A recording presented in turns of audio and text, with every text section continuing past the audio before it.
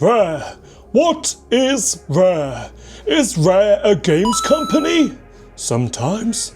Do you like your steak rare? Maybe. How about a child? Are they a rare delicacy? The answer is yes.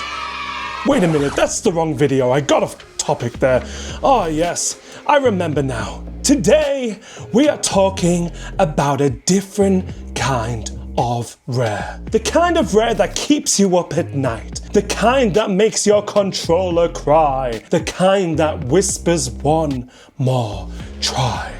Until it's suddenly 4 AM and your thumbs no longer work. That is Rare PlayStation Trophies. Yes, I'm talking about those shiny little dopamine hits that only 0.4% of players ever unlock because the other 99.6% have boundaries, or a girlfriend, or, you know, anything else to do in the world. 95, 96, 97, 98, 99, 100. Come on. Now, a quick note before we begin, I will not be including platinums, annual sports games, duplicate stack versions, or DLC trophies. Why? Because I have standards.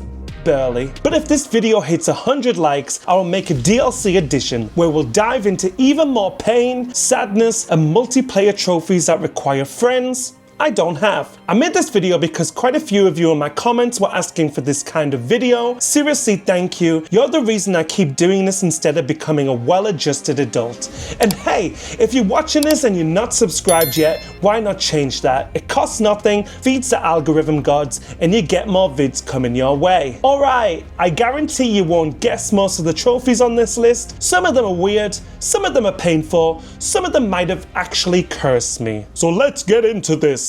This is my top 10 rarest trophies, which also weirdly coincides with my top 10 biggest regrets in life. Coming in at number 10 is a trophy from one of the bloodiest, longest running franchises in gaming history, Mortal Kombat X. Mortal Kombat X is basically a family reunion. If your family reunion involves spine removals, fireballs, and people yelling, "Get over here!" every 10 seconds, you've got the usual suspects, Scorpion, Sub-Zero, Johnny Cage, and a fresh batch of maniacs ready to turn each other into soup. And the trophy I'm talking about, it's called No Loyalty. And trust me, that name is weirdly accurate for how long you'll feel grinding for this. Now you may ask me, why is this trophy so difficult? Now to earn this trophy you need to reach level 50 in all 5 factions. That is White Lotus, Black Dragon, Special Forces, Brotherhood of Shadow, and Lin Kuei. That's 128,598 XP per faction, for a total of over 640,000 XP, just to see a little ding on your screen and feel dead inside. Now, only 2.11% of players have this. That's 18,959 achievers. I got this beauty on July 31st, 2023, a date I now associate with carpal tunnel and mild rage. Here's the thing though, there is a cheese for this trophy, but even with that, it's a boring, soul-numbing 10 to 15 hour grind. It's not hard, it's just a digital equivalent of watching paint dry. But hey, at least the paint's covered in blood, right? So you know, as a trophy hunter of over 16 years, I've become a multitasking master. When it comes to these kinds of trophies, I've had Netflix on one screen and Mortal Kombat on the other, and a 1,000-yard stare that could rival Raiden's. So it actually makes these trophies kind of fun to do in a way, because you're just following a pattern, you don't need to think about anything, and you're getting that double screen Subway Surfer dopamine. You know what I mean? It kind of hits hard when you do it right. Would I recommend going for this trophy? Absolutely not, unless you hate yourself just enough to find joy in the suffering. But hey, I did it.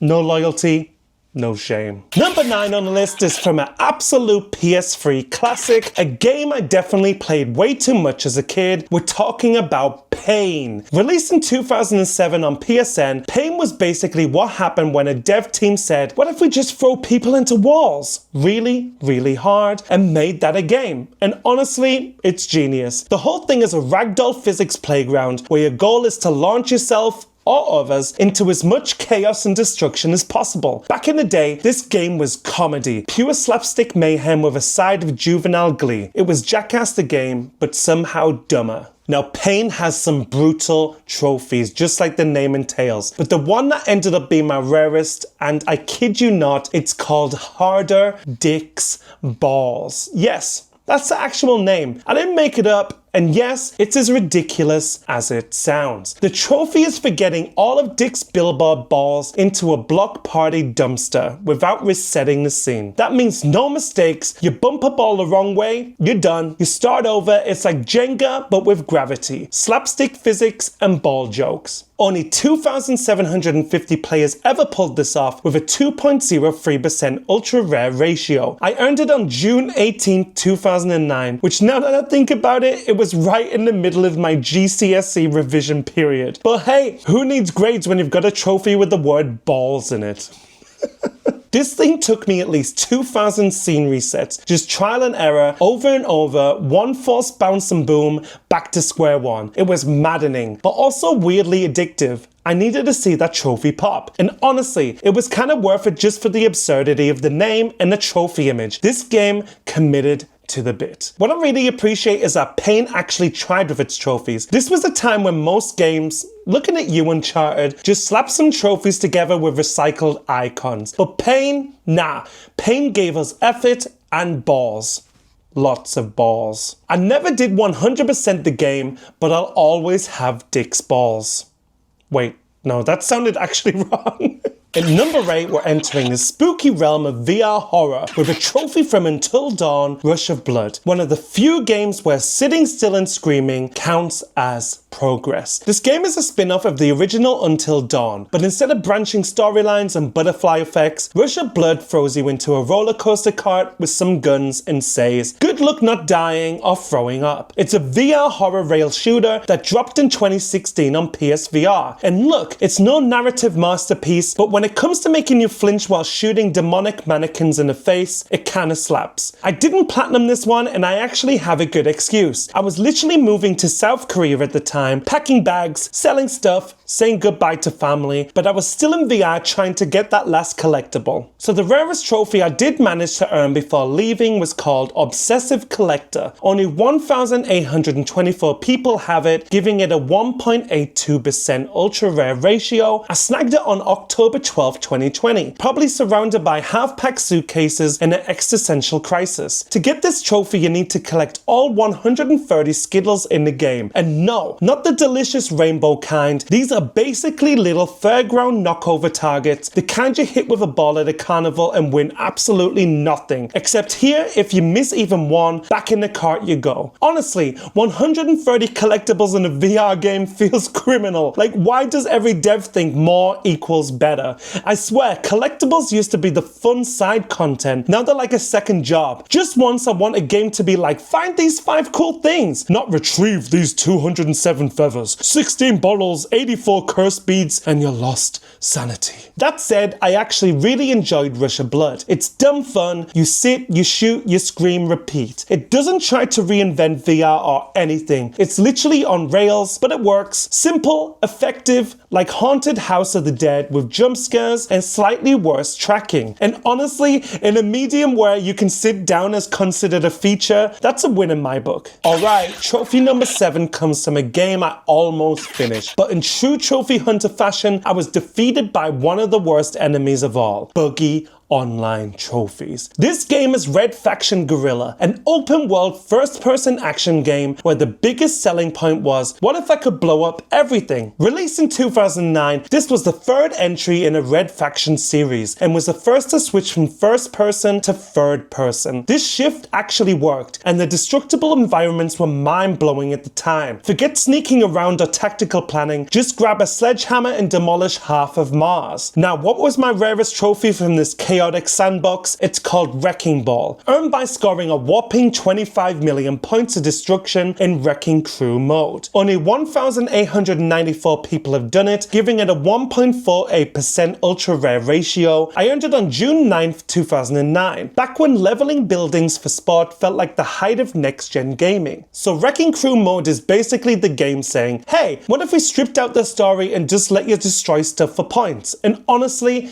it's fun for a while. while. But like most mini games designed around a simple mechanic, it kind of runs out of steam. You swing your hammer, blow stuff up, chase multipliers, repeat. It's fun chaos, but not exactly deep. Now, I really did try for this platinum, I really did, but that's where the nightmare begins. The online trophies in Red Faction Guerilla are glitched to hell. Sometimes your stats wouldn't even save to the servers, meaning hours of progress could just vanish. People were literally leaving their PS3s running for days, trying to keep their sessions alive, praying the game would log their XP correctly. I tried, I gave it a shot, but eventually I had to walk away. And at this time, I was young and living with my grandparents, and as you know, leaving any electronical thing on for long periods of time is like a death sentence, so I had to turn this game off pretty soon. I couldn't just leave it running all day to get trophies. It's a shame because this game was actually genuinely cool for its time. The destruction engine was ahead of its era, and leveling buildings felt incredibly satisfying. But the busted online and the glitchy trophies?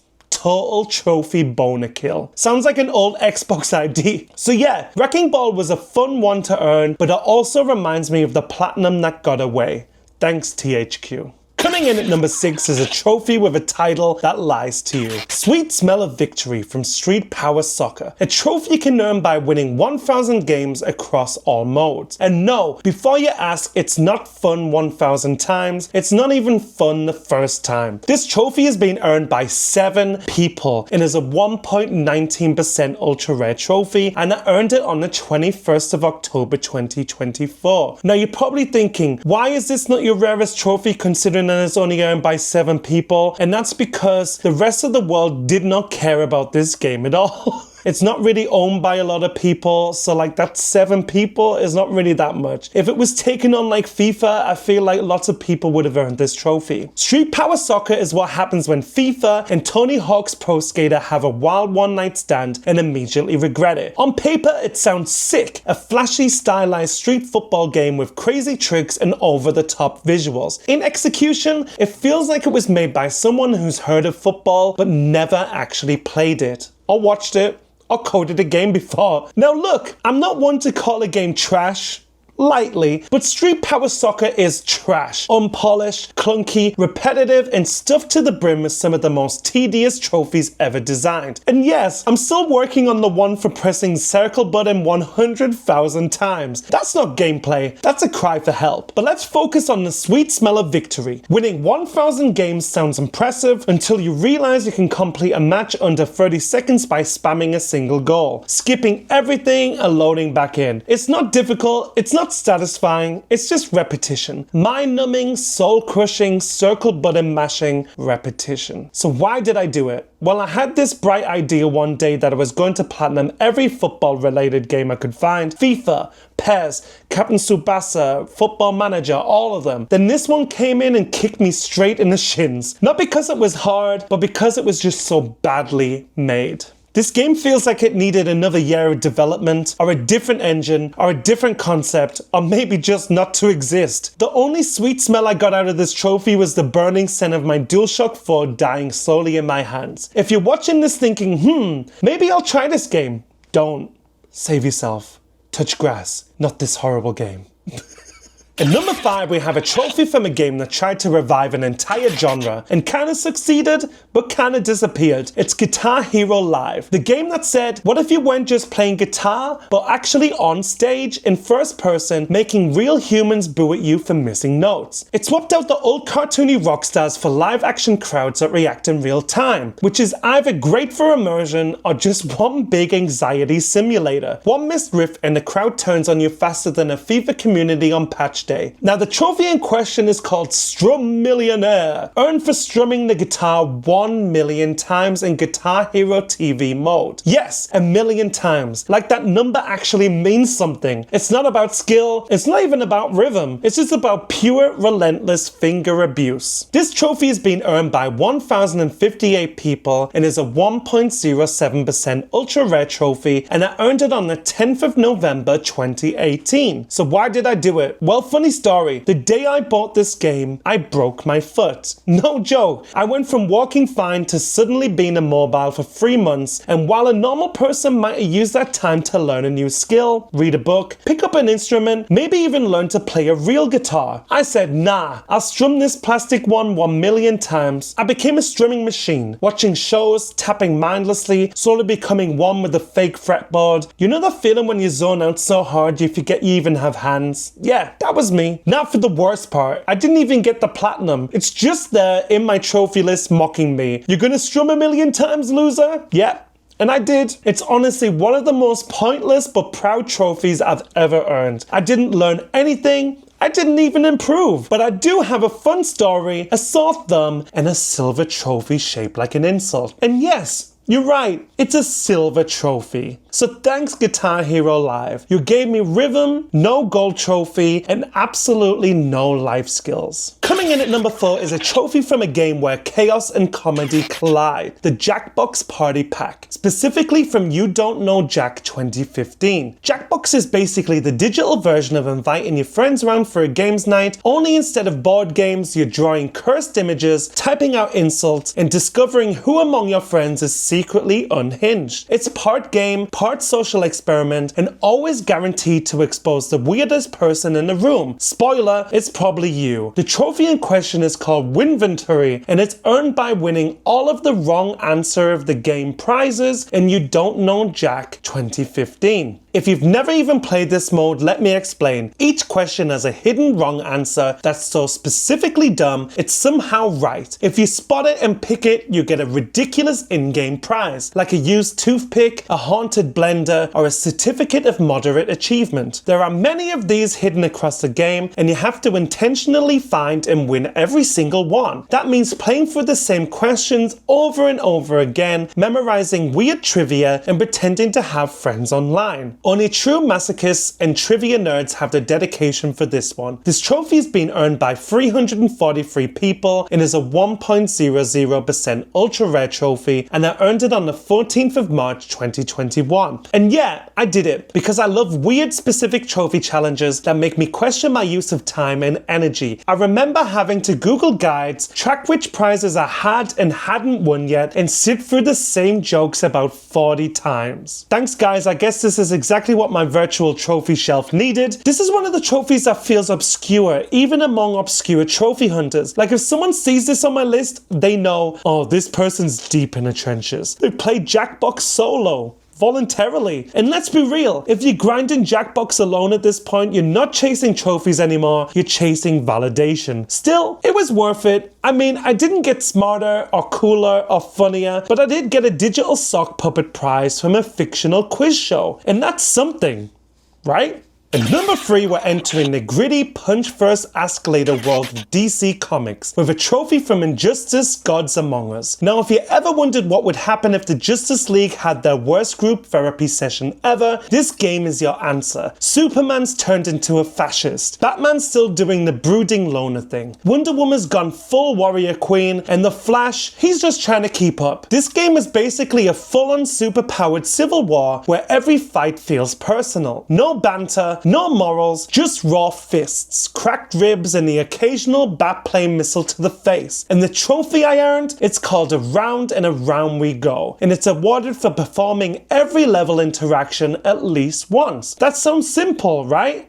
Wrong. Because in Injustice, level interactions aren't just background gags, they're entire environmental events. You can slam someone through a train, kick them from a rooftop, throw them into a giant engine, or bash them with the back computer. There are dozens of levels, and every character triggers interactions differently. Some can push objects, some throw them, some just stand there awkwardly because they're not strong types. So to get this trophy, you have to go through every single stage with multiple characters and experiment until the trophy gods finally bless you. Only 2,283 players have done it. That's a 0.82% ultra rare, and I snagged it on August 2nd, 2015. The process? It's a mix of trial and error, remembering which props you've already used and repeatedly shouting, "Why won't this work?" at your TV. And if you wondered, why not just use a guide? Oh, I did. But even then, the trophy tracking is non-existent and the game gives zero feedback. So half the time you're just redoing the same move, hoping it finally counts this time. It's like trying to do a group project, but your partner is Superman and he keeps throwing you into the moon. That being said, I do love this game. The roster is awesome, the fighting feels weighty, and the story, genuinely one of the better ones in fighting games. But this trophy is one of those that sounds fun until you're knee deep in a spreadsheet tracking which parts of the watchtower you've punched people through. Still worth it? Yeah,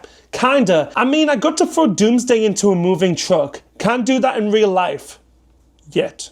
Alright, we're getting dangerously close to the top now, and my number 2 rarest trophy comes from possibly the most unhinged concept for a video game I've ever played. I am bread. It's the most relatable game you'll ever experience. If you relate to being a helpless piece of bread, flailing around, trying not to get dirty or die before fulfilling your life's purpose becoming toast. You control a literal slice of bread, awkwardly flopping your way through kitchens, bedrooms, and bathrooms. You dodge dirt, dodge cats, dodge doing anything actual real with your life, and yes, you do it all with the grace of a drunk octopus on a slippery floor. If you've never played this game, you might be thinking, why would a game like this even have difficult trophies? Let me tell you why. Because of the controls. Each corner of the bread is controlled independently, so movement isn't just press forward and go, it's more like flip, grip, stretch, panic, fall, scream, restart. It's as if your bread slice is doing hot yoga and zero gravity, with half of your buttons refusing to listen. Now the trophy in question I got is called High Roller, earned by earning A++ ranks on all of the bagel races. Sounds cute, right? Like maybe a little obstacle course with some light-hearted rolling. Wrong! The bagels in this mode are like cursed Beyblades. They spin uncontrollably, bounce off walls, and fly off ledges faster than they can say gluten intolerance. You don't just race, you wrestle with the laws of physics. You have to beat strict time limits on awkwardly designed tracks while controlling something that rolls like a possessed coin with no breaks. One mistake or one tiny bounce the wrong way and you're flung across the room like a tub of jam straight off the map. Only 1,100 people have pulled this off with a 0.77% ultra rare ratio. I unlocked it on July 14, 2024 and I'm pretty sure I lost a small piece of my soul that day. This is easily one of the most infuriating precise things I've ever had to do in a game that looks like it was made as a joke, and kind of was. And no, I don't plan on finishing the rest of these trophies because at some point I had to ask myself the big question. Do I want to platinum this at the cost of my own sanity? I chose peace.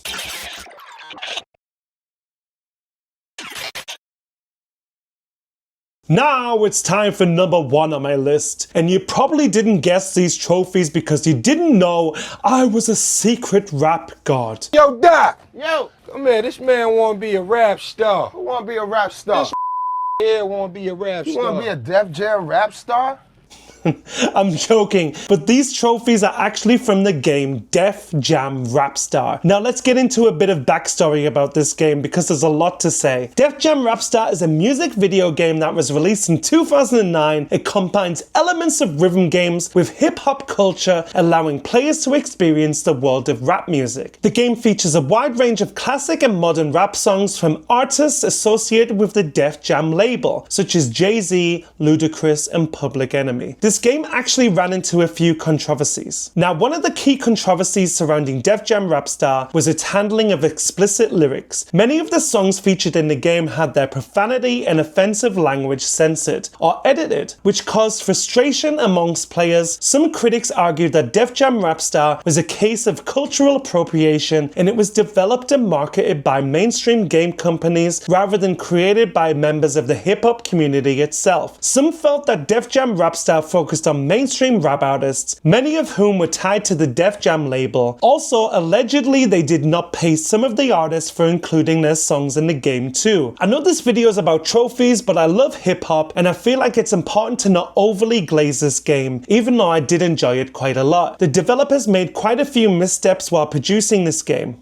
Despite all this, I have to admit I loved this game growing up. I used to play it like every day. It introduced me to classics like Gin and Juice by Snoop Dogg, a song that I still vibe to today. And yes, Snoop even performed this at the Game Awards recently, which was a wild full circle moment for me. One of the coolest features of Def Jam Rapstar was its in-game video sharing platform. It was like an early version of YouTube. You could record yourself rapping, upload videos, and get rated by other players. It was janky, sure, but back then video sharing and games was still cutting edge. Now, to be honest, this #1 spot is actually for 2 trophies because these are the 2 rarest trophies I have on my profile. The trophies that made it to #1 on my list is Stunting as a Habit and Presence of Greatness. I'm grouping these 2 trophies together because they're both tied to the video sharing service. Stunting as a Habit is earned by getting a combined 2,000 views across all your uploaded videos. Now you may think 2,000 views is not a lot at all. Well, it was, because nobody was really using this online feature in this game. Ironically, when I first wrote this script, that was a milestone I was still chasing on my YouTube channel, but I've actually passed that now. I think I'm over 10,000 views, so thank you for all of the people that helped me. Now the other trophy is called Presence of Greatness, and it's even trickier. You have to get an average of 4 stars on a single video with at least 200 people rating it. Think about that for a second. Convincing 200 players to rate your rap video highly in a community where everyone's competing to be the best. Yeah, no wonder why only 64 people in the world have these trophies. Both trophies have an ultra rare ratio of just 0.47%, and I earned them on May 18th, 2011. So what makes these trophies even more special and painful is that the online servers shut down on October 5th, 2011, meaning these trophies are now completely unobtainable. No more videos, no more ratings, just digital ghosts of a game that burned bright but short. Def Jam Rapstar wasn't perfect, far from it, but it was a pioneering experience for me. A game that mixed rhythm, culture, and online creativity in a way that was ahead of its time. And these trophies, they're the rarest badges of that wild ride. Proof that sometimes gaming history lives in the most unexpected ways. And there you have it. My top 10 rarest trophies, from the rubble of Mars to the chaos of street soccer. So you may ask, what was my oldest rarest trophy? That would be Wrecking Ball from Red Faction Guerilla, earned way back in 2009. I was out there causing 25 million points of destruction like it was another day on Mars. And my newest rarest trophy, that honor goes to the Sweet Smell of Victory from Street Power Soccer, which I earned in 2024. A million button presses later, and I still don't know why I did it. But hey, a trophy's a trophy. If you made it this far, thank you seriously. I'd love to hear what your rarest trophy is, or the one that made you question your life choices. Why don't you drop it in the comments? Let's compare our digital battle scars. If you enjoyed this video, consider hitting like, subscribing, and turning on notifications so you don't miss the next one. I'm thinking of making a DLC edition next, so if that sounds good to you, let's hit 100 likes and make it happen. I'm Calazaki, and I'll see you in the next one. Until then, stay rare, stay grinding, and may your trophies be the right level of painful. Bye!